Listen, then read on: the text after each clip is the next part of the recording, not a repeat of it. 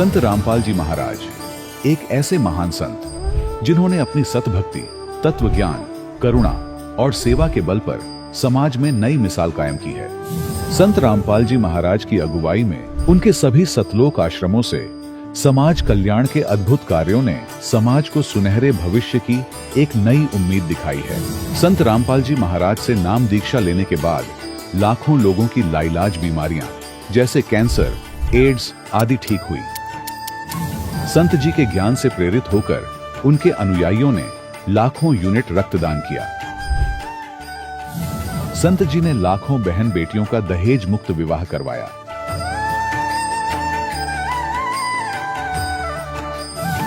संत जी ने लाखों लोगों का नशा छुड़वाया, करोड़ों उजड़े परिवार बसे। संत जी के आश्रमों में समागम के दौरान निःशुल्क नेत्र चिकित्सा, दंत चिकित्सा प्रदान की जाती है। संत रामपाल जी महाराज द्वारा समय समय पर पर्यावरण संरक्षण के उद्देश्य से बड़े स्तर पर वृक्षारोपण किया जाता है। संत जी ने जरूरतमंदों को तत्काल राहत पहुंचाने के लिए एम्बुलेंस सेवा शुरू की। संत जी अपने अनुयायियों को देहदान के लिए प्रेरित करते हैं, जिससे मानवता की सेवा और चिकित्सा क्षेत्र में सुधार हो सके। संत रामपाल जी महाराज के सभी आश्रमों में हर रोज निःशुल्क भंडारा आयोजित किया जाता है, जहां हर वर्ग, हर जाति और हर धर्म के लोग एक साथ बैठकर भोजन करते हैं।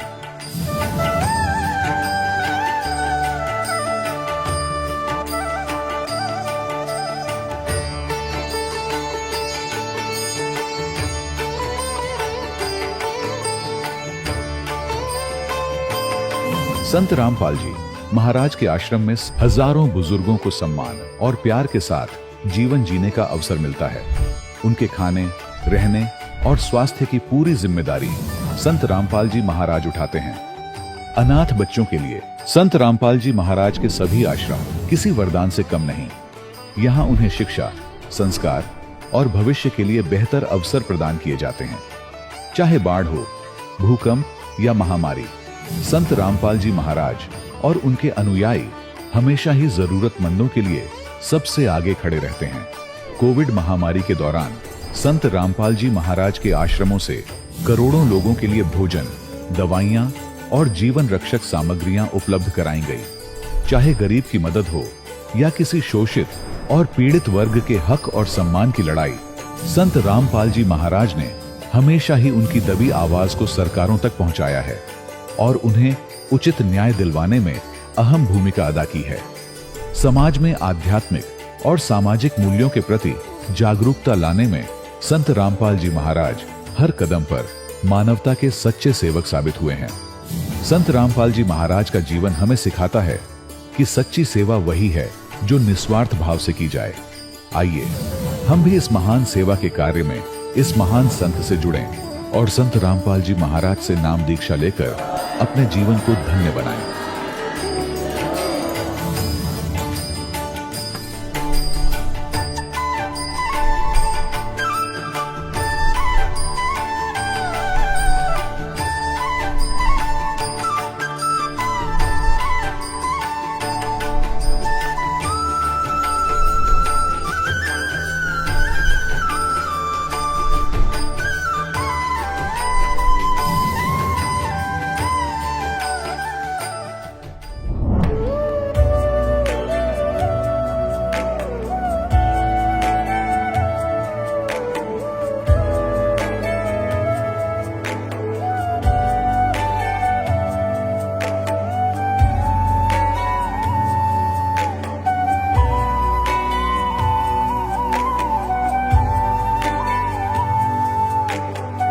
पूर्ण परमात्मा पाप कर्म दंड को भी काट सकता है।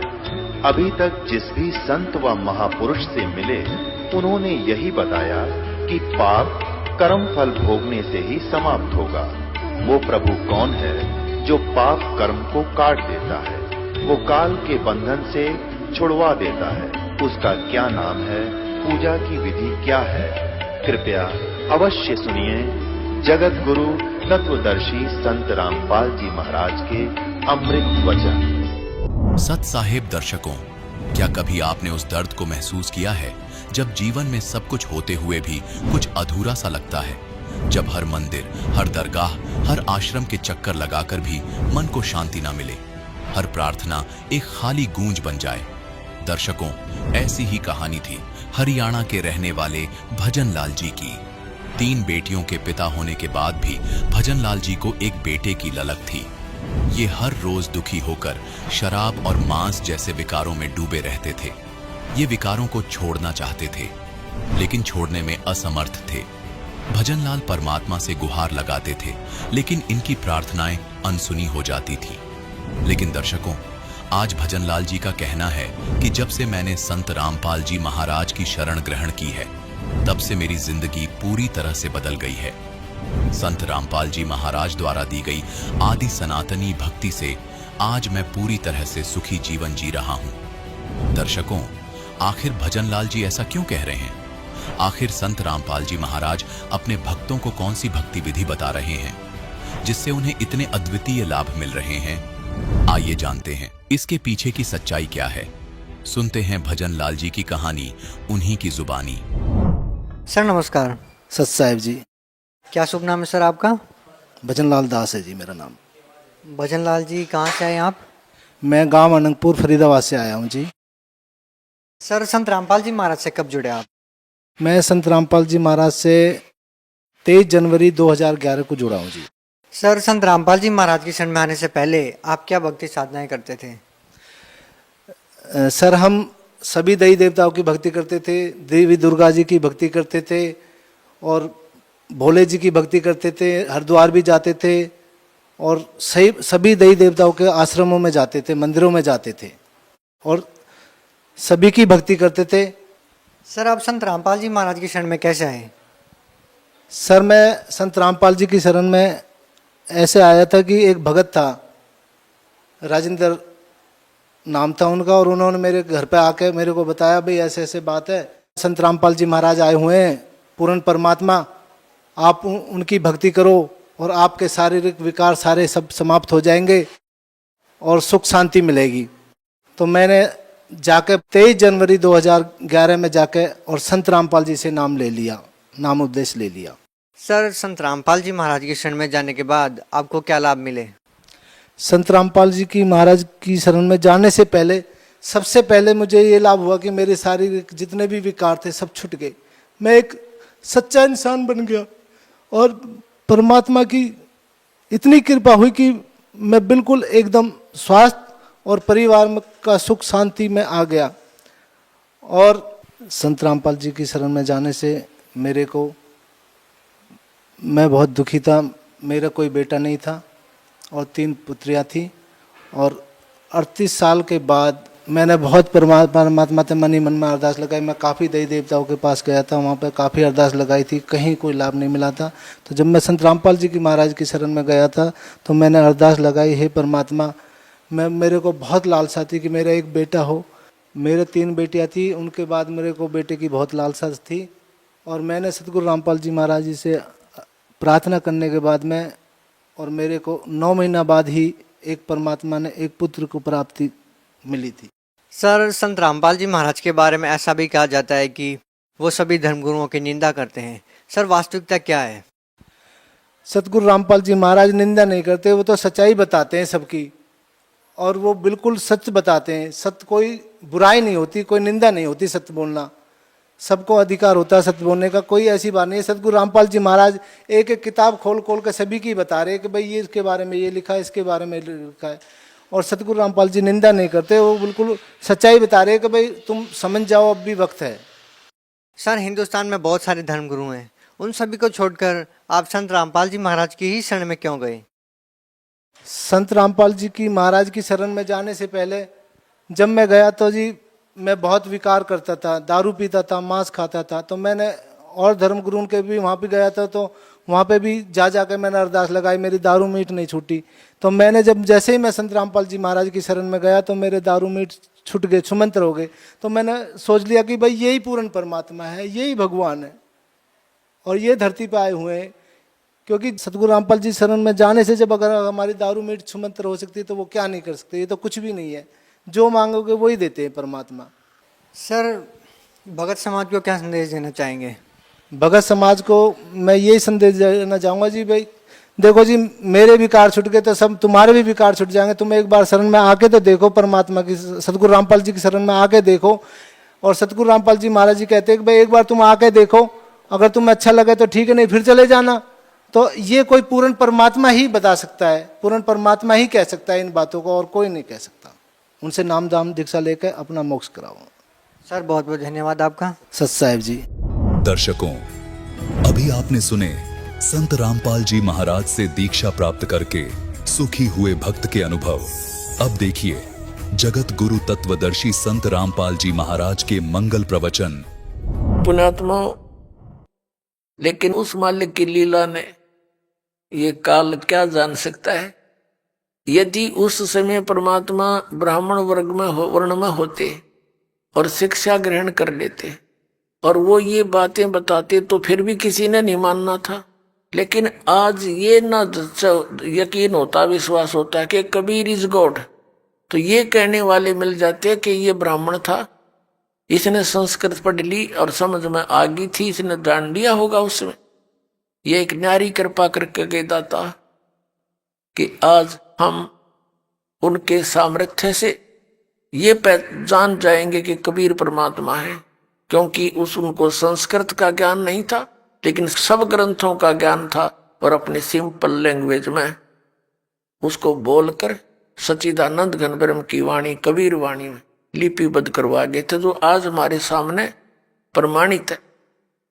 तो पुण्यात्माओं, सबसे पहले आज के सत्संग में आपको थोड़ा सा ये सिद्ध करते हैं कि परमात्मा साकार है या निराकार। उसके बाद फिर आपको बताएंगे कि मोक्ष होगा कैसे। हमें परमात्मा का भी पता लग गया कि कबीर इज गॉड, और ये भी पता लग गया सदग्रंथों में कि परमात्मा साकार है, मनुष्य दृश्य है। लेकिन वो मिले कैसे, उसकी प्राप्ति कैसे हो, उस लोक में कैसे जाया जा सके जहां जाने के बाद साधक फिर जन्म मृत्यु में कभी नहीं आता, वहां परम शांति को प्राप्त होता है। आज का सत्संग ये दो टॉपिक आपको दिखाएंगे, सुनाएंगे, प्रमाण देंगे। पुण्यात्मा, देखो परमात्मा की रजा आपके ऊपर कैसी है।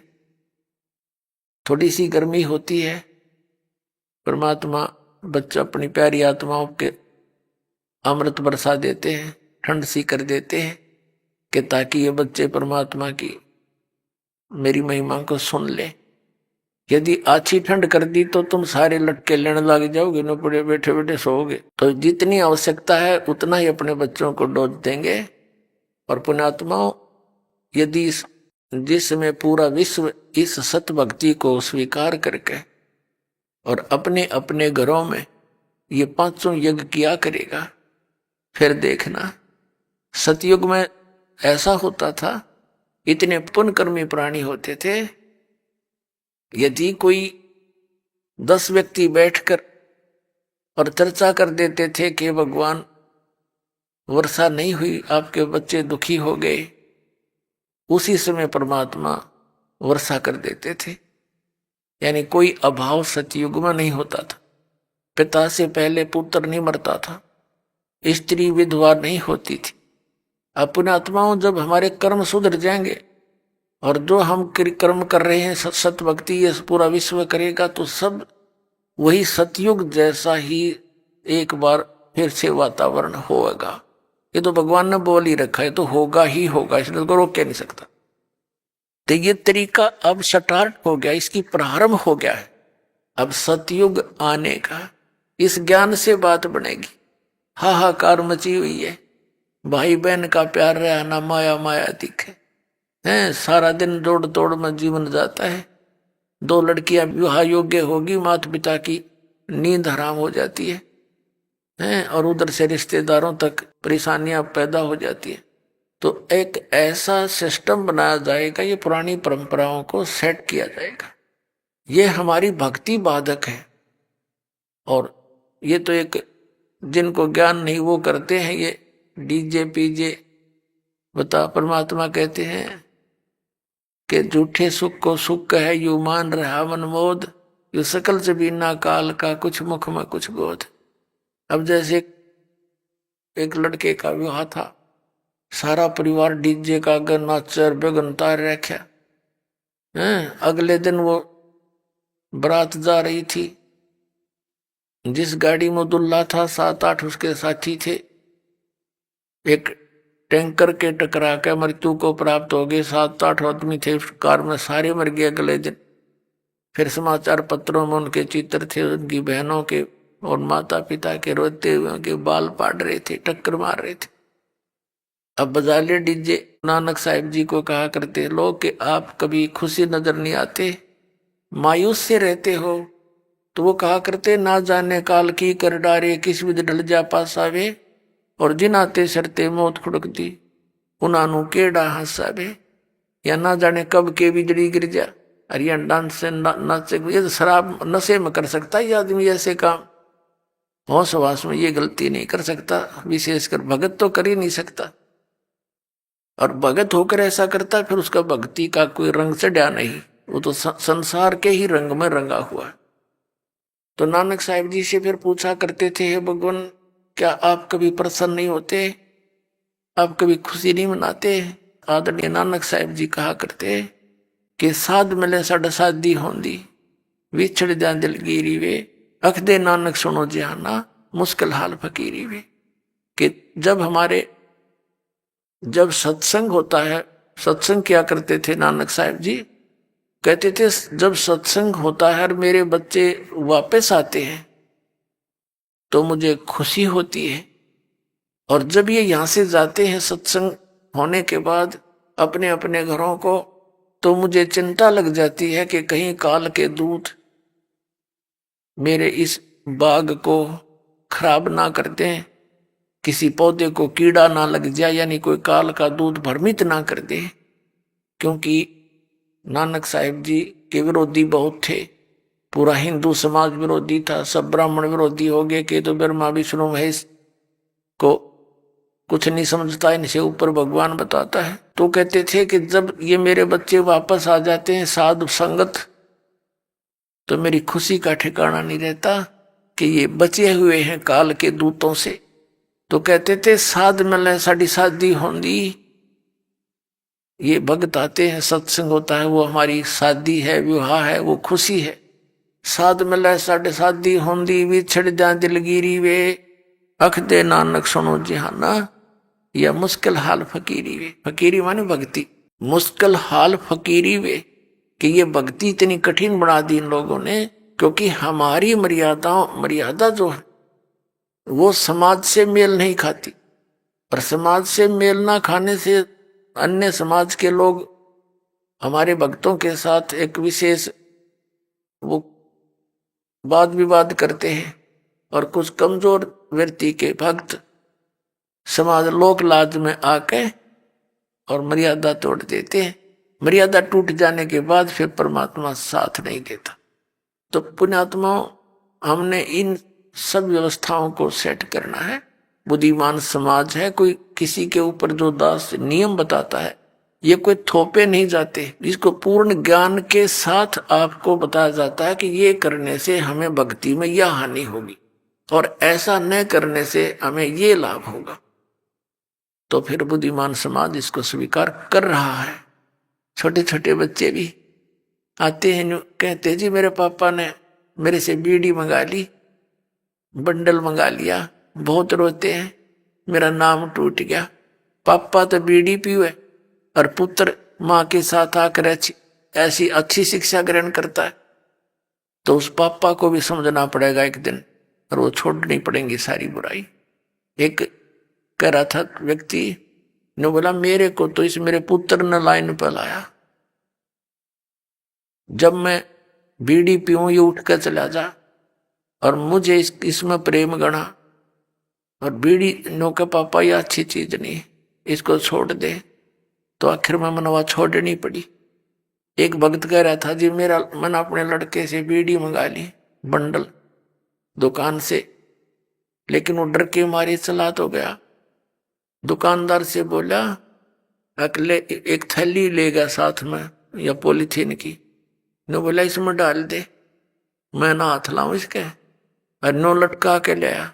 नो बोला ले पापा पकड़ तेरी बंडल। वो कहने लगा क्यों ऐसे क्यों लाया तू? मेरा नाम टूट गया, 5-6 वर्ष का लड़का था, मेरा नाम खंडित हो जाएगा, जा हाथ लग गया इसके। तो क्या वो बुद्धिमान व्यक्ति था, वो भी कहने लगा उस दिन मेरे एकदम जैसे घड़ों पानी पड़ जाया करे। अरे यू बालक तो इतनी समझ रखता है कि इतनी बुरी चीज हाथ लाने में पाप इसके, और मैं पी रहा हूं। ने बोला मैंने उससे दिन तोड़ दी वह सारी बीड़ी, उसके बाद छुआ नहीं और नाम ले लिया आके। तो पुण्यात्मा ऐसे सुधार हो गए।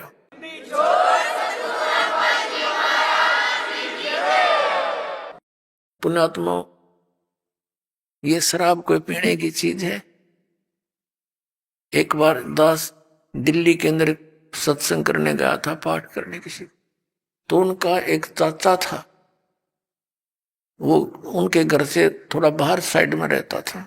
उसकी चाची आई, रोने लग रही बुरी तरह। तो मैंने कारण पूछा, माँ भैया क्यों रो रही है बहन बेटी?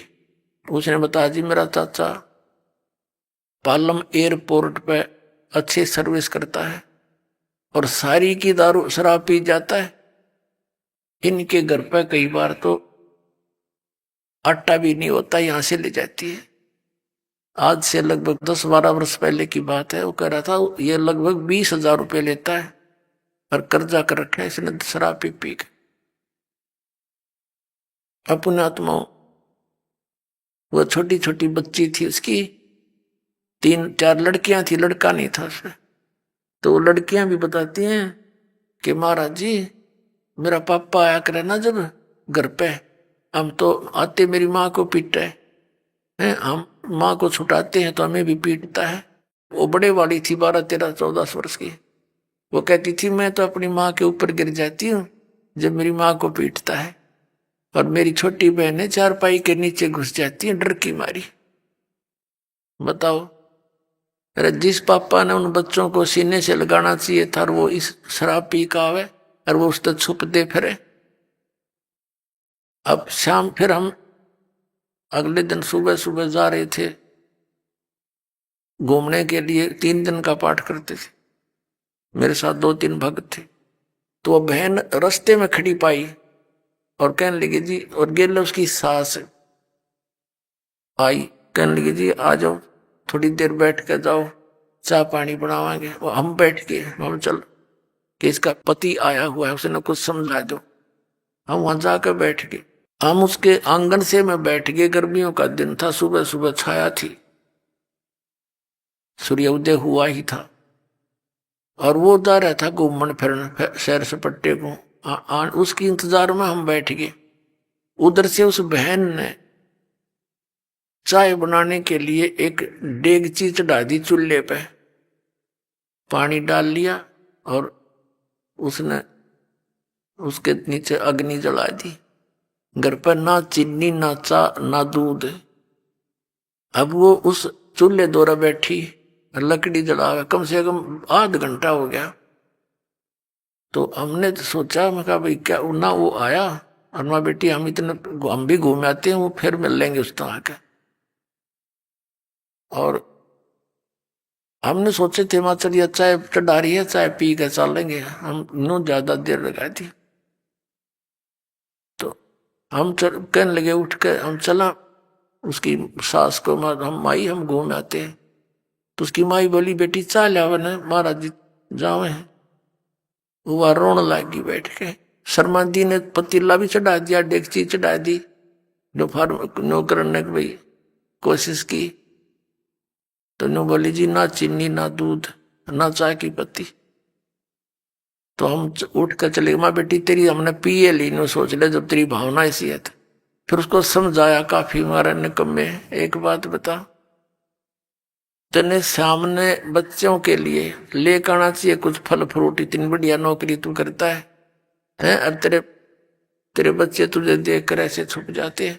तो वो बिना पिए था, तो उसने सारी बात मान ली, आगे समझ में सच। तो उसने 2 दिन छुट्टी ले ली, सत्संग सुना, पुण्यात्माओं उसने उपदेश ले लिया। फिर तनख्वाह ठीक थी, तीसरे महीने मोटरसाइकिल कढ़ा ली, स्कूटर बच्चा ने बढ़िया कपड़े लाया और ठीक ठाक घर की सेटिंग कर ली। तो ऐसे इस ज्ञान से धीरे धीरे सुधार होगा, क्योंकि हमारे आसपास बुराई घनी फैल गई। तो जो ना बुराई करना चाहते बच्चे वो बुराई में अग्रसर हो गए। और जब ये सच्चा ज्ञान और इस प्रकार का माहौल बढ़ेगा तो जो बुराई कर रहे हैं वो भी छोड़ देंगे, इन्हें उनको छोड़नी पड़ेगी। या कोई कर्ण का काम है, नाश करण का, इज्जत नहीं, गली में पड़ा पड़ा कुत्ते मुत्ते उसके मुंह पे, ऐसा बुरा हाल। तो इस प्रकार ये ज्ञान सुधार में होगा। तो अब हमने सबसे पहले आपको दिखाते हैं कि परमात्मा कैसा है, फिर आज बताएंगे आपको वो कैसे मिलता है। अपने आत्माओं ने तो ईसाई धर्म के व्यक्ति, श्रद्धालु, उनके जो गुरु हैं, वो अपने पवित्र शास्त्र से परिचित, पवित्र बाइबल पवित्र ईसाई धर्म का एक प्रमाणित सदग्रंथ है। और वो क्या बताता है, और ईसाई धर्म के अंदर कौन सी लोकवेद चल रहा है कि गॉड इज फॉर्मलेस, परमात्मा निराकार है। और पवित्र बाइबल क्या बताता है देखिएगा।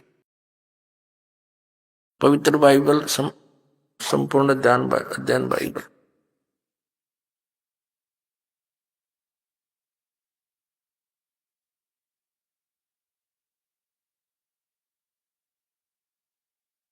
ये है संपूर्ण बाइबल।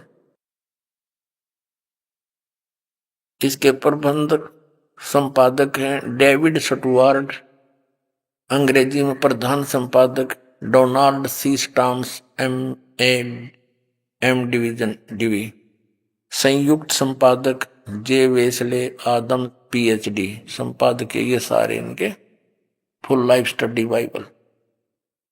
अब इसकी कति स्टार्ट में बिल्कुल उत्पत्ति के अंदर ये देखिएगा, ये सृष्टि की यहां से शुरू होती है।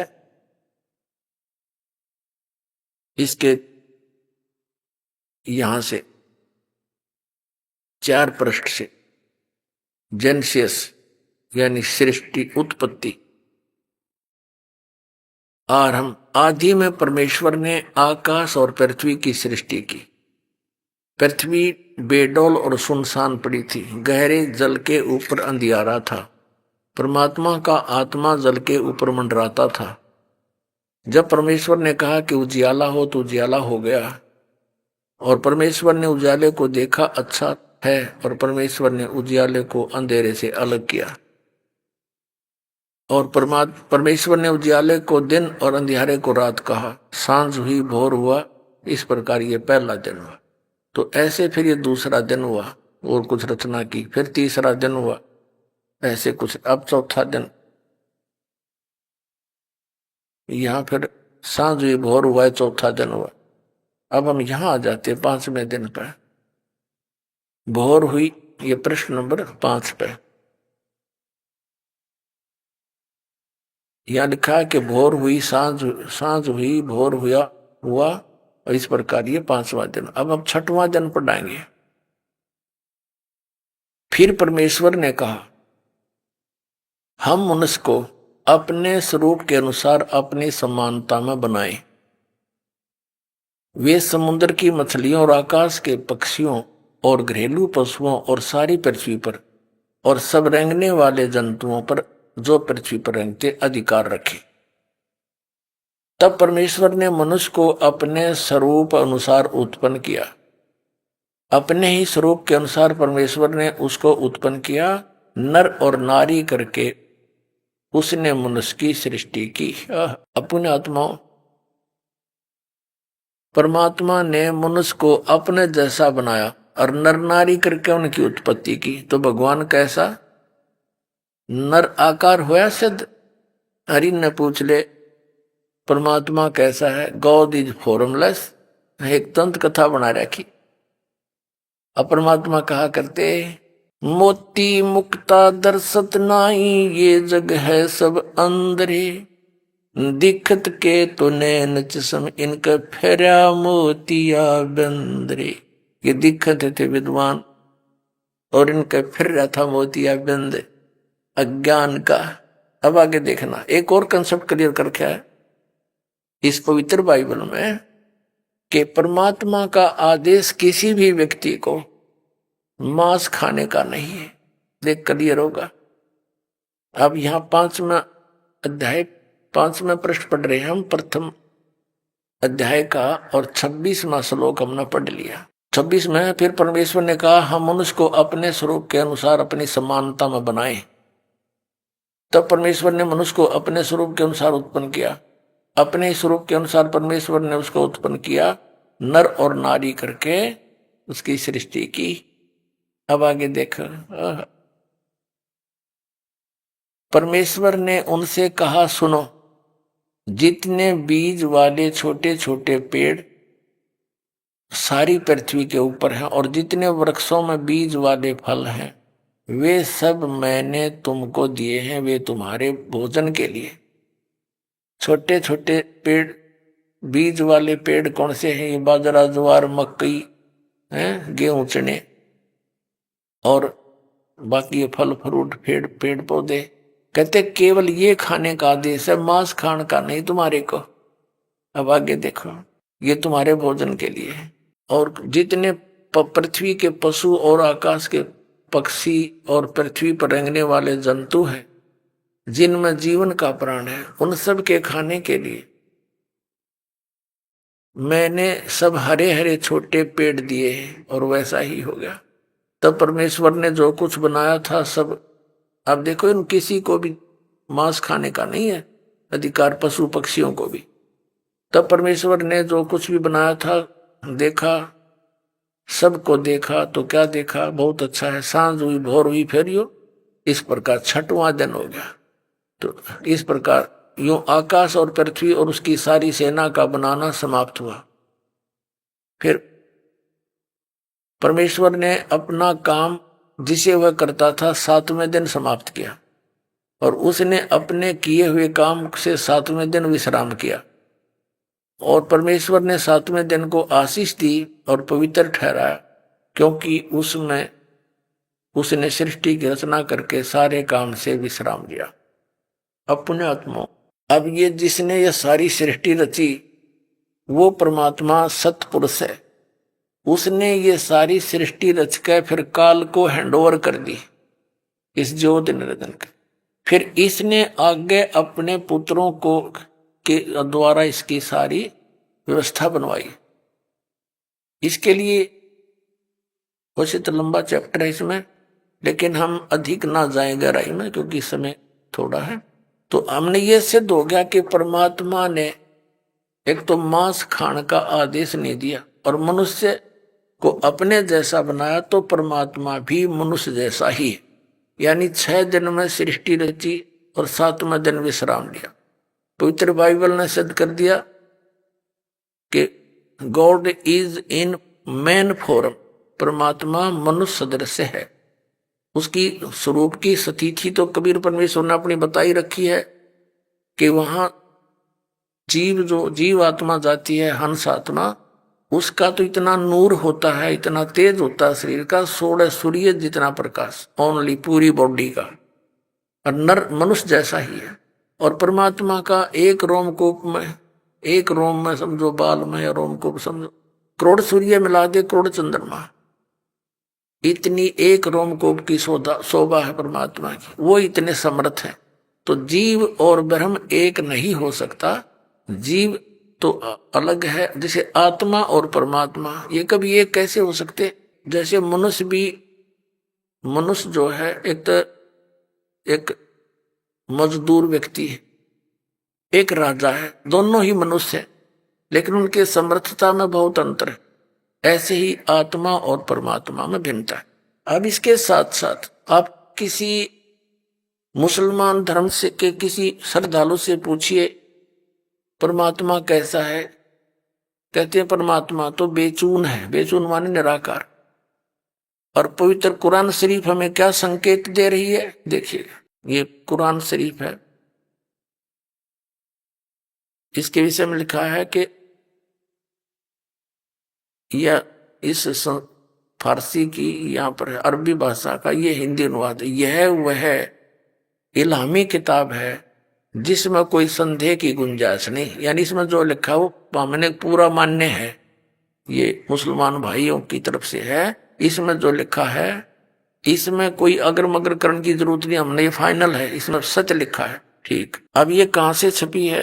ये इसका अर्थ है शास्त्रीय अरबी पदवी पर नागरी लिपि में, रूपांतरकार हैं नंद कुमार अवस्थी, और ये शेरवानी संस्करण। ये कहाँ से छपा है? ये कुरान शरीफ शेरवानी संस्करण, प्रकाशक हैं लखनऊ किताब घर, मौसम बाग, सीतापुर रोड, लखनऊ। अब हम इसके ये मुद्रक भी यही है, मुद्रक है लखनऊ पब्लिशिंग हाउस, वो ये 37 कैंटोनमेंट रोड, लखनऊ। अब हम इसके सूरत फुरकानी 25 में आप पहुंचते हैं। ये पृष्ठ 604 पर, पृष्ठ 604 पर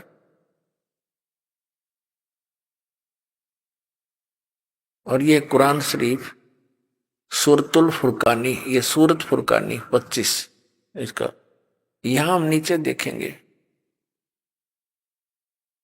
ये 51 नंबर 52 नंबर आयत, इसमें लिखा है, ये तो अरबी भाषा को एज इट इज देवनागरी लिपि में लिखा है, जैसे रोमन भाषा में अंग्रेजी में लिखा करें हिंदी को, ये ऐसे लिखा है, फला तुतियल काफिरन व जाहिदों बिही जिहादन कबीरन। अब इसमें कंसेप्ट कति क्लियर है, ये कबीर शब्द है। कबीरन जैसे संस्कृत में जैसे उत्तमम लिखते हैं, उत्तमम वो मैं हटा दिया जाता है, लास्ट वाला अलंत वाला उत्तम रह जाता है, तो ऐसे कबीरन यो कबीर शब्द है सीधा। इसका कंसेप्ट थोड़ा सा और क्लियर करना पड़ेगा। ये पवित्र कुरान मजीद है, इसका नाम बदल रखा है, बाकी अक्षर का भी अंतर नहीं है, देखिएगा। ये कुरान मजीद है, मुतरजम अरबी, ऑफिस प्रकाशक है ऑफिस बुक डिपो 422 मटिया महल जामा मस्जिद दिल्ली 6।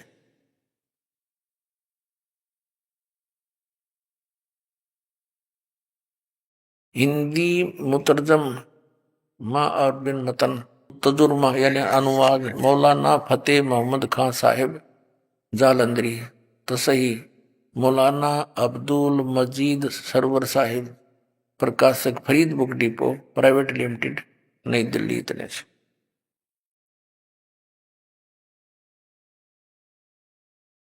मुद्रक है मोहम्मद, प्रस्तुत करता है मोहम्मद नासिर खान। ये सारी डिटेल दी है इनकी प्रकाशक की। अब इसके दिखाते हैं थोड़ा सा, सिर्फ एक लाइन दिखाएंगे इसकी। ये है, इसमें पृष्ठ नंबर 576 है, और वही कुरान मजीद है, कुरान शरीफ को चाहे मजीद। ये सूरत फुरकानी सूरतुल फुरकानी 25, इसके उसी तरह नीचे ये तो एजडिज पूरी उर्दू में, अरबी भाषा को उर्दू भाषा में लिखा है, और इससे फिर हिंदी में लिखा है, फला तुतियल काफिरन ने जाहिदों बिही जिहादन कबीरा। अब कबीरा लिखो चाहे कबीरन लिखो, इसका अर्थ कबीर है, सीधी सी बात है, ये कबीर है ये शब्द। अब हम फिर से उसी कुरान शरीफ, पवित्र कुरान शरीफ को प्रमाण में लेते हैं। ये हमने कुरान मजीद रख दी, उससे सिर्फ ये देखना था।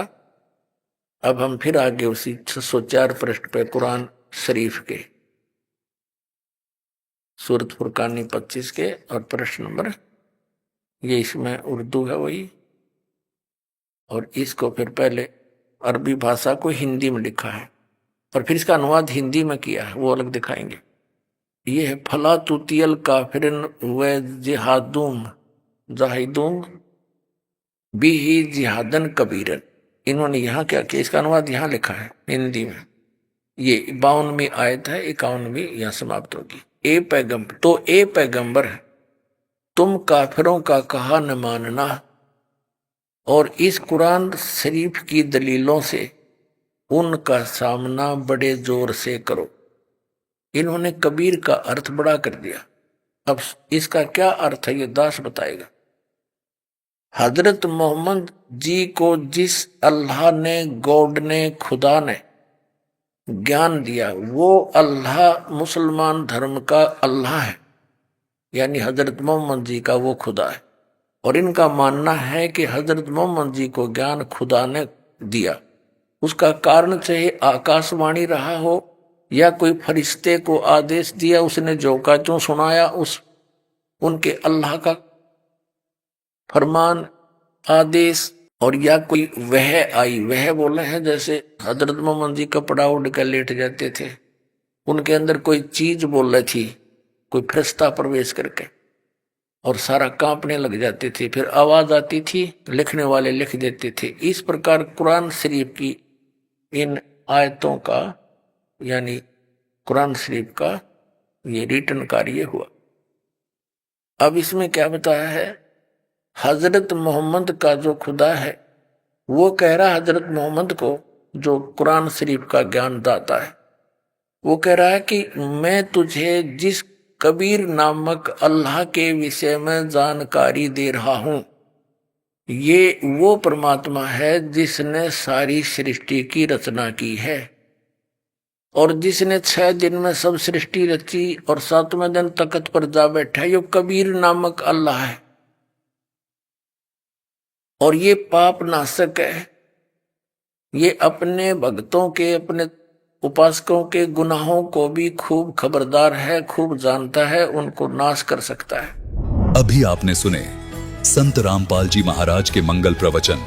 आइए अब सुनते हैं संत रामपाल जी महाराज से नाम दीक्षा लेकर सतभक्ति करके अद्भुत लाभ प्राप्त करने वाले अनुयायी के विचार। दर्शकों, क्या हो यदि कोई व्यक्ति अपने जीवन की हर परेशानी का समाधान ढूंढने के लिए दिन रात देवी देवताओं की भक्ति करता रहे, लेकिन फिर भी उसके जीवन से दुख, रोग और मानसिक अशांति टस से मस न हो। दर्शकों, ऐसे में उसका विश्वास डगमगाना स्वाभाविक है। दर्शकों, ऐसी ही कहानी थी हिमाचल प्रदेश के रहने वाले हरनाम कश्यप जी की। हरनाम जी ने अपने जीवन का अधिकांश समय देवी देवताओं की भक्ति में बिताया, लेकिन जब इस भक्ति से इन्हें कोई समाधान नहीं मिला तो इन्होंने झाड़ फूंक, तांत्रिक विद्या और टोने टोटके तक आजमा लिए। लेकिन अफसोस, इसके बावजूद भी इनके जीवन में चल रही समस्याएं जैसे शारीरिक बीमारी, मानसिक तनाव और पारिवारिक कलह कभी खत्म नहीं हुई। लेकिन दर्शकों, आज हरनाम जी का कहना है कि जब से मैंने संत रामपाल जी महाराज से नाम दीक्षा ली है और शास्त्रों के अनुसार भक्ति को अपनाया है, तब से मेरे जीवन की दिशा ही बदल गई है। अब न सिर्फ मेरा स्वास्थ्य भी पहले से बेहतर है, बल्कि मेरा मानसिक तनाव भी समाप्त हो चुका है। दर्शकों, आखिर संत रामपाल जी महाराज ऐसी कौन सी भक्ति करवाते हैं जो उनके शिष्यों के जीवन को इतना बदल देती है? आखिर इसके पीछे की सच्चाई क्या है? आइए सुनते हैं हरनाम कश्यप जी की कहानी, उन्हीं की जुबानी। जी नमस्कार। नमस्कार सर। सर, क्या नाम है आपका? मेरा नाम हरनाम कश्यप है सर। हरनाम जी, कहाँ से आए आप? मैं डिस्ट्रिक्ट मंडी हिमाचल प्रदेश से हूँ सर। सर, क्या करते हैं आप? मैं पहले आर्मी में था, अभी रिटायर लाइफ व्यतीत कर रहे हैं अभी। संत रामपाल जी महाराज से नाम दीक्षा लेने से पहले क्या भक्ति साधना करते थे आप? मैं संत रामपाल जी महाराज जी से दीक्षा लेने से पहले देवी देवताओं की भक्ति करता था और सबसे ज़्यादा मैं शिव जी को मानता था। और उनके मैंने लगभग लोग बताते हैं कि 17 व्रत करने से क्या है, उनका अनुष्ठान करने से जो है काफ़ी लाभ प्राप्त होते हैं। तो मेरे जो हर बंदा मतलब लालची टाइप था मैं, तो मैं सोचता था कि मतलब मेरे को ज़्यादा लाभ होना चाहिए। तो मैंने क्या है 17 की जगह 34 मतलब 34 व्रत किए थे और 34 के बाद मैंने अनुष्ठान किया। और जैसे सोमवार, मंगलवार, वीरवार, शुक्रवार, जन्माष्टमी, शिवरात्रि और नवरात्रि के व्रत में कभी भी जिंदगी में नहीं छोड़े, हर बार करता था जितनी बार भी होते थे। सर, जैसा कि आपने बताया कि आप हिंदू धर्म की पारंपरिक पूजाओं को बड़ी श्रद्धा और आदर के साथ करते थे, तो हम आपसे ये जानना चाहेंगे कि फिर आपको संत रामपाल जी महाराज जी से नाम दीक्षा लेने की क्या ज़रूरत आन पड़ी? जी, मैं भी पहले मतलब संत रामपाल जी महाराज क्या किसी भी संत के ऊपर विश्वास नहीं करता था। लेकिन मैं जब पूजाएँ करता था बहुत सारी, जैसे मम्मी पापा की मतलब मैं पूजा करता था, मम्मी पापा को ही भगवान मानता था और सभी देव देवताओं की पूजा भी करता था। तो मेरे एक दोस्त थे आर्मी में, वो मेरे को बार-बार बोलते थे कि हरनाम सिंह जी, आप क्या है, एक भक्ति कर लो, एक कश्ती में बैठ जाओ। आप इतनी अलग-अलग कश्तियों में बैठ के पार नहीं हो सकते। तो उन चीज़ों को देख के मेरे मतलब मन में बार-बार क्वेश्चन उठता था। तो जब जैसे धीरे-धीरे मेरे भी मन में इच्छा हुई कि मैं एक परमात्मा कौन है उसको जानूँ और उसकी भक्ति करूँ। उसी दौरान मेरे बड़े भाई जी ने संत रामपाल जी महाराज से दीक्षा ले रखी थी और मैंने उनका काफ़ी विरोध भी किया 1 साल 1 महीना भर। लगभग मैंने उनको बहुत सारी गालियाँ भी दी, बहुत सारे मतलब हमारे घर की जैसे स्थिति थी, वो हमारे घर में आज जो प्रचलन था सुबह से शाम तक मतलब अपने मम्मी पापा के पैर छूना, या कोई सुबह शाम हम जो देव देवताओं की भजन करते थे, कीर्तन करते थे, वो सब चीज़ें करते थे। लेकिन संत रामपाल जी महाराज के बाद जो भाई मेरे जुड़ गए थे, तो उन्होंने बताया कि ये जो आप साधना कर रहे हैं इनसे आपको कोई लाभ नहीं होगा, वास्तविक जो लाभ है एक परमात्मा की शरण में जाने से होगा। तो जब मैंने अपने बड़े भाई से वो चीज़ सुनी और गुरु जी के संत रामपाल जी महाराज के सत्संग सुने, तो मैंने देखा कि जो मैं साधना कर रहा हूँ, व्रत कर रहा हूँ, जो भी कर रहा हूँ अभी तक मैंने किया, उसका कहीं भी कोई भी प्रमाण नहीं है।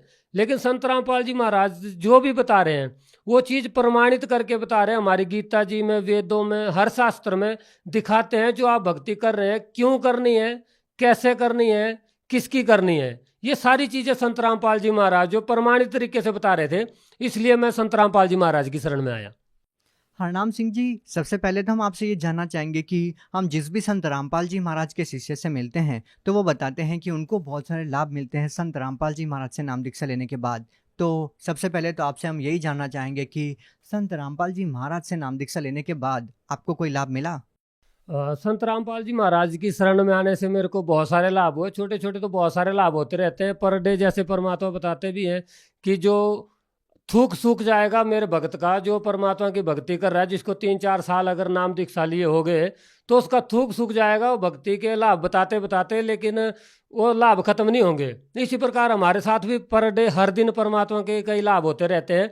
लेकिन जो मुख्यतः लाभ है, जैसे शुरू में मेरे जब बच्चे थे, मैं देव देवताओं के ऊपर बहुत आरूढ़ था, उनकी भक्ति करता था, तो मेरे बच्चों की आंखों में जो है आंसू, जो होता, आंखों का जो पानी होता है अंदर ही सूख जाता था। और मैं उसके लिए मंदिर में जाता था या डॉक्टर के पास जाता, डॉक्टर ने बोला अभी इनकी उम्र छोटी है, इनका ऑपरेशन नहीं हो सकता। तो जैसे मतलब देव देवताओं के पास भी गया कि मैं बच्चों की आंखें ठीक हो, लेकिन वो आंखें ठीक नहीं हुई और उनमें क्या है, आंखों में आंसू जम जाते, जैसे पानी जम जाता था। और जैसे सोए उठते थे तो मेरे बीबी को क्या है, उनको मतलब गर्म पानी से, मतलब मैं तो फौज में था, तो मेरी मिसिज को क्या है, उसको गर्म पानी करके हाथ से सेक के और फिर उनकी आंखों में घुमाना पड़ता था, जिससे उनकी आंखें खुलती थी। तो मैं इस चीज़ से बहुत ज़्यादा परेशान था, इरिटेट था कि मतलब इतनी साधना करने के बाद भी मैं परेशान हूँ। तो संत रामपाल जी महाराज की शरण में आने से मेरे को पता लगा कि जो लाभ परमात्मा दे सकते हैं वो सब देव देवता नहीं दे सकते। जैसे बताते भी हैं कि सभी देव देवता जो है, उनका कहना है कि हम उसको जितना व्यक्ति के किस्मत में होता है हम उसको उतना ही दे सकते हैं, उससे अधिक नहीं दे सकते। तो संत रामपाल जी महाराज ने बताया कि मसा बड़े ना तिल गटे, विध ना लिखे जो लेख, और सच्चा सतगुरु मेट कर ऊपर मार दे मेघ। तो परमात्मा ने वो कर्म काट दिया मेरे बच्चों का और उनकी आंखें बिल्कुल साफ हो गई। और संत रामपाल जी महाराज से नाम दीक्षा लेने के बाद आज उनकी आंखों को हमें ना तो कोई दवाई लेनी पड़ी, ना उसका कोई इलाज कराना पड़ा, और संत रामपाल जी महाराज की दया से आज उनकी आंखें बिल्कुल ठीक है। और दूसरा लाभ ये है, जैसे मेरे को, मैं बहुत इच्छा थी जानने की कि मैं मेरी कितनी आयु है।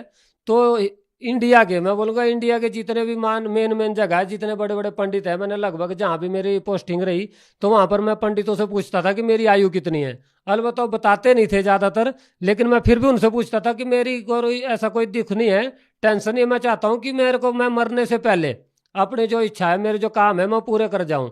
तो मैं उनको पूछता था, मेरे को बोलते थे आप अल्पायु हैं और लगभग 35 ईयर्स आपकी एज है।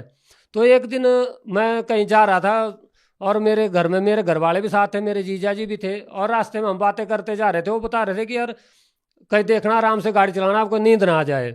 तो मैं उनको बताया मैं फौजी आदमी हूँ और मेरे को नींद नहीं आती। और कुछ देर बाद है, सुबह के 4 बजे का लगभग टाइम था, तो मेरी एकदम आँख लग गई। और गाड़ी चलाते, मैं थोड़ा तेज चलाता हूँ गाड़ी, तो लगभग 100 की स्पीड से गाड़ी चल रही थी जब मैं जगा हुआ था। तो जब मैं आंख मेरे लग गई तो जाहिर सी बात है कि मेरी स्पीड भी बढ़ी होगी और मेरी जो गाड़ी है वो मेरी साइड को छोड़कर दूसरी साइड में निकल गई और दूसरी साइड से भी बाहर चली गई, मतलब जो अपोजिट साइड में चली गई। और वहाँ पर क्या अचानक ऐसा लगा मेरे को जैसे आगे कोई, जैसे भैंस बांधते हैं, बहुत सारी भैंस बांधने के लिए बहुत सारे खूंटे गाड़ रखे हो किसी ने, तो उसके ऊपर मेरी गाड़ी चढ़ गई। तो उस टाइम तो चलो बच गए, जैसे भी लगा कि संत रामपाल जी महाराज ने आज हमें बचा लिया, लेकिन इतना मतलब विश्वास नहीं हुआ। फिर वहां से निकल गए, जब हम सफर पूरा कर लिया जहां हम गए थे किसी काम से, तो काम करके जब हम वापस आ रहे थे तो मेरे जीजा के मन में ख्याल आया, तो उन्होंने मेरे को बोला भाई देखते हैं आज तूने कहाँ रात को खूंटे तोड़े हैं, तो बोला मैं सोता ही नहीं। तो जब वापस ही आए तो हमने वहां पर पूरा चेक किया था, जैसे जब गए थे तो पूरा चेक किया कहाँ घर है, खेत है या मतलब कोई गाँव है, वो हर चीज चेक की थी। जब वापस आए तो वो जगह सेम थी, लेकिन वहां पर वो जगह नहीं थी जहां पर मेरा एक्सीडेंट हुआ, जहां पर मेरी गाड़ी चढ़ गई। जो खूंटे थे वो वहां पर प्रेजेंट नहीं थे और जो वहां जगह थी वो भी वहां प्रेजेंट नहीं। हमने देखा भी यहाँ कोई खुदाई तो नहीं हो गई है, तो वो खुदाई भी नहीं हुई थी। तो इसका मतलब ये है सीधा सीधा कि जो मेरी 35 ईयर उस दिन पूरी हुई थी और मेरे मृत्यु होनी थी, वो संत रामपाल जी महाराज की दया से मेरे को जीवन दान मिला और मेरी आयु बढ़ी। आज संत रामपाल जी महाराज से मेरी आयु का जो मेरे को जीवन दान मिला, मेरे को वो संत रामपाल जी महाराज की दया से मिला। और जैसे एक बार मैं फौज में भी था, तो फौज में एक ऑपरेशन हुआ हमारा, तो उस दौरान क्या हुआ कि मिलिटेंट्स के साथ, जैसे आतंकवादियों के साथ हमारा आमना सामना हो गया। तो उसमें संत जो मेरे साथ वाले थे, अचानक जैसे फायर खुला तो मेरे साथ वाले 2 व्यक्ति थे, जो 2 जवान थे, उन दोनों को गोलियां लगी, मेरे साइड साइड वालों को। संत रामपाल जी महाराज ने वहां पर मेरी रक्षा करी। मैंने संत रामपाल जी महाराज को याद किया। संत रामपाल जी महाराज जैसे बताते हैं कि कोई भी कठिनाई, कोई भी मुश्किल, बड़ी से बड़ी मुश्किल अगर आपको आती है तो आपने जो भक्ति बताई है, जो नाम सुमन के लिए बताए हैं आप लोगों को, उसका सुमन करना है, आपकी रक्षा होगी। तो उसी प्रकार मैंने संत रामपाल जी महाराज का नाम लिया और आज मैं आपके सामने खड़ा हूँ और इंटरव्यू दे रहा हूँ। तो ये संत रामपाल जी महाराज की वजह है, जो उन्होंने मेरे को 2-2 बार जीवन दान दिया है, मेरे को जीवन रक्षा करी मेरी। हरनाम सिंह जी, पहले आप जो पारंपरिक पूजा करते थे उन साधनाओं को करने के बाद भी आपको कोई विशेष लाभ नहीं मिला और आपने बताया कि संत रामपाल जी महाराज से नाम दीक्षा लेने के बाद आपको बहुत सारे लाभ मिलने लगे। सर, हम आपसे ये जानना चाहेंगे, क्या पहले जो साधनाएं आप करते थे, क्या वो साधनाएं आपने ठीक से नहीं की, इस वजह से आपको लाभ नहीं मिल रहा था, या फिर संत रामपाल जी महाराज से नाम दीक्षा लेते ही आपको लाभ कैसे मिलने लगा? सर, क्या कारण है? ऐसा नहीं है कि पहले हमने जो साधनाएं ठीक से नहीं की। साधनाएं जो हम पहले भी ठीक कर रहे थे, लेकिन जो साधना हम कर रहे थे वो शास्त्र विरुद्ध थी। हम शास्त्रों का ज्ञान नहीं था हमें, जैसा किसी ने बताया। हम किसी मंदिर में गए तो किसी पंडित ने बोला भाई यहाँ से आपको लाभ हो जाएगा, हमने उस पर आरूढ़ रहे। जैसे देव देवताओं के मंदिर में हम जाते थे, किसी ने बोला नैना देवी में चले जाओ, तो हम नैना देवी चले गए। किसी ने बोला आप वैष्णो देवी चल, तो वहां पर आपको ज्यादा लाभ मिलेगा। तो जैसे हम वैष्णो देवी गए तो वैष्णो देवी जी भी चले गए किसी के बोलने से, लेकिन किसी के बोलने से चले गए, हमने उसका कोई निर्णय नहीं किया, क्योंकि हमें खुद को कोई जानकारी नहीं थी। संत रामपाल जी महाराज की शरण में आने से लाभ ऐसे होने लगे, क्योंकि संत रामपाल जी महाराज जो भी ज्ञान देते हैं वो शास्त्रों के अनुसार देते हैं। संत रामपाल जी महाराज बताते हैं कि जो हम शास्त्रों के विरुद्ध साधना करते हैं उससे ना तो हमें कोई सिद्धि मिलती, ना कोई मोक्ष प्राप्त होता। तो जो संत रामपाल जी महाराज साधना बताते हैं, आज जैसे मैं पहले मंदिर में भी गया, मस्जिद में गया, गुरुद्वारा में गया, चर्च में गया और शिव जी के अन्य को व्रत किए, सभी देव देवताओं के व्रत किए, उनसे मेरे को कोई 1% भी मतलब बोलते उसको लाभ नहीं प्राप्त हुआ। लेकिन संत रामपाल जी महाराज की शरण में आने से आज मेरा जीवन जो है खुशहाल है, मेरे बच्चे खुश हैं। और गुरु नानक देव जी की एक वाणी है जिसमें बोला है कि घर सुख बसया बाहर सुख पाया। तो आज मेरे घर में सुख ही है संत रामपाल जी महाराज की दया से। तो आज मैं कहीं भी हूँ, परमात्मा की दया से कहीं भी जाते हैं तो खुश हैं, और संत रामपाल जी महाराज से की दया से सारा जो मेरा जीवन है उसमें बहुत परिवर्तन आया, सारा खुशहाल हो गया। हरनाम सिंह जी, जैसे कि आपने बताया कि संत रामपाल जी महाराज से नाम दीक्षा लेने के बाद आपका जीवन खुशहाल हो गया, आपके जीवन में बहुत सारे बदलाव आए। सर, हम आपसे जानना चाहते हैं कि आप हिमाचल प्रदेश से बिलोंग करते हैं। हिमाचल को देवों की भूमि कहा जाता है और हिंदुस्तान संतों की भूमि है। तो सर, आपको नहीं लगता कि किसी और संत से आप नाम दीक्षा लेते तब भी आपको इतने सारे लाभ मिल सकते थे? और संतों से अगर मैं नाम दीक्षा लेता तो मेरे को लाभ प्राप्त नहीं होते, क्योंकि पहले भी मैं सभी जो साधना है वो कर ही रहा था। और जैसे जागोपन से भी पहले नाम दीक्षा ले रखी थी हमने, तो कोई ऐसा कोई विशेष मंत्र नहीं बताते थे। और मैं शिव जी के व्रत करता था, और जो 9 नवरात्रि के व्रत करता था वो व्रत में ऐसे करता था कि सुबह से शाम तक एक पानी की बूंद भी नहीं पीता था। अभी इससे अच्छी साधना और कौन कर पाएगा कि मतलब जो पानी भी ना पिए, सुबह से शाम तक एक बूंद ना पिए और 9 दिन ना पिए, 9 दिन में सिर्फ एक टाइम खाना खा के और बस जीता रहे। तो इतनी साधना मैं करता रहा, फिर भी मुझे मतलब 1% भी किसी लाभ नहीं हुआ। और मेरे को हमेशा जहाँ भी जाता था ये सुनने को मिलता था कि आपने प्रारब्ध कर्म है, आपको पिछले कर्मों से, जो पिछले कर्म आपने किया उसकी वजह से आपको हानि हो रही है। लेकिन संत रामपाल जी महाराज की शरण में आने से, उनकी जो शास्त्र अनुकूल भक्ति है उसको करने से आज मेरे को इतने लाभ मिले। मेरे बच्चे ठीक हैं, मेरा परिवार खुश है और मैं आज खुश हूँ, आपके सामने खड़ा हूँ, जीवित हूँ, क्योंकि संत रामपाल जी महाराज ने मेरे को जीवन दान भी दिया है। सर, हम बहुत सारे संतों महंतों से मिलते हैं और उनके सत्संग प्रवचनों में सुनते हैं कि प्रारब्ध के कर्म तो भोगने से ही समाप्त होते हैं। वो तो आपके पिछले कर्म होते हैं, किया कर्म तो आपको भोगना ही पड़ता है। तो इन सब चीज़ों के बावजूद आपको संत रामपाल जी महाराज जी इस तरह के लाभ कैसे दे सकते हैं? देखिए, जो प्रारब्ध बताते हैं, जैसे मेरे को भी पहले मैं कई जगह गया हूँ और मेरे बच्चों की जो प्रॉब्लम्स थी उसके बारे में कई संतों ने, कई देव देवताओं ने मेरे को बोला कि पिछले कर्म है आपको काटने पड़ेंगे। जैसे मैं अन्य भक्ति कर ही रहा था तो संत रामपाल जी महाराज भी समय एक ऐसे संत हैं जिनका कहना है कि अगर प्रारब्ध ही भोगना पड़ेगा तो हमें भक्ति क्यों करनी। तो संत रामपाल जी महाराज विश्व के एकमात्र संत हैं जो प्रारब्ध को बताते हैं। अगर हम शास्त्रानुकूल भक्ति करते हैं, शास्त्रानुकूल भक्ति ना करने से हमें प्रारब्ध भोगना पड़ेगा, लेकिन संत रामपाल जी महाराज जो शास्त्रानुकूल भक्ति देते हैं, विश्व में एकमात्र संत हैं जो शास्त्रानुकूल भक्ति देते हैं। और उनका कहना है कि अगर शास्त्रानुकूल भक्ति आप करेंगे तो आपके प्रारब्ध भी कट जाएंगे। जैसे मैं खुद इसका एक प्रमाण हूँ, जहाँ पर मैं जाता था मंदिर में, मस्जिदों में, मेरे को बताया जाता था कि आपके प्रारब्ध कर्म आपको भोगने पड़ेंगे। फिर संत रामपाल जी महाराज की शरण में आने से मेरा प्रारब्ध कहाँ गया?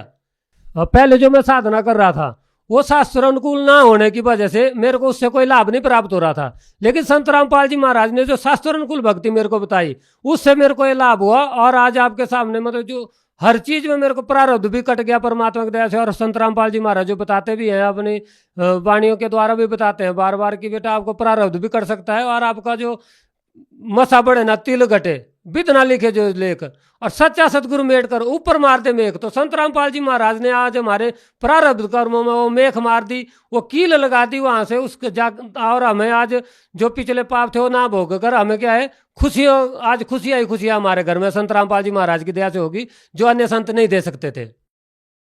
सर, आपने बताया कि हिंदू धर्म की पारंपरिक पूजाओं को आपने बड़ी श्रद्धा के साथ किया है और शायद ही आपकी तरह कोई कर पाए। तो आज जो लोग इन्हीं साधनाओं में आरूढ़ है, इन्हीं साधनाओं में लीन हैं, उन लोगों को आप क्या कहना चाहेंगे, क्या संदेश देना चाहेंगे?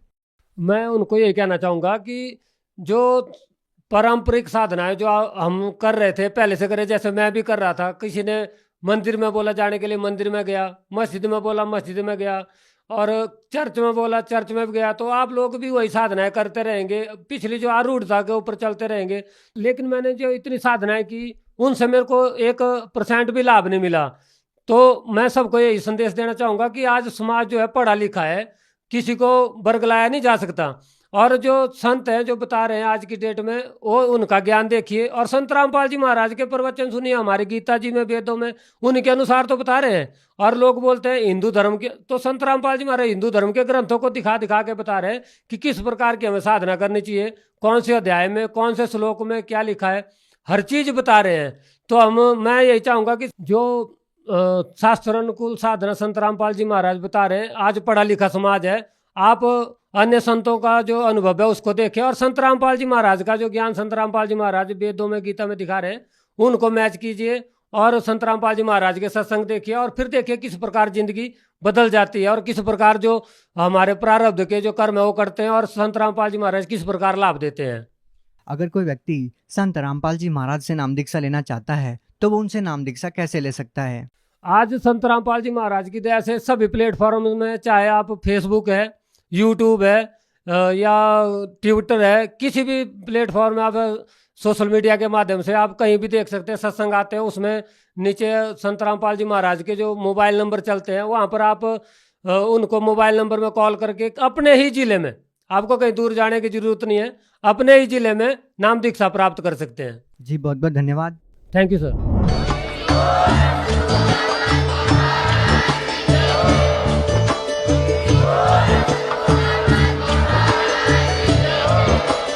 आप सुन रहे थे जगत गुरु तत्वदर्शी संत रामपाल जी महाराज जी के मंगल प्रवचन। अधिक जानकारी के लिए विजिट कीजिए हमारी वेबसाइट www.jagatgururampalji.org। संत रामपाल जी महाराज जी के शुभ आशीर्वाद से पूरे विश्व भर में 500 से भी ज्यादा नाम दीक्षा केंद्र हैं, जिन पर संत रामपाल जी महाराज जी द्वारा ऑनलाइन निशुल्क नाम दीक्षा दी जा रही है। अपने नजदीकी नाम दीक्षा केंद्र का पता करने के लिए संपर्क करें 8222880541।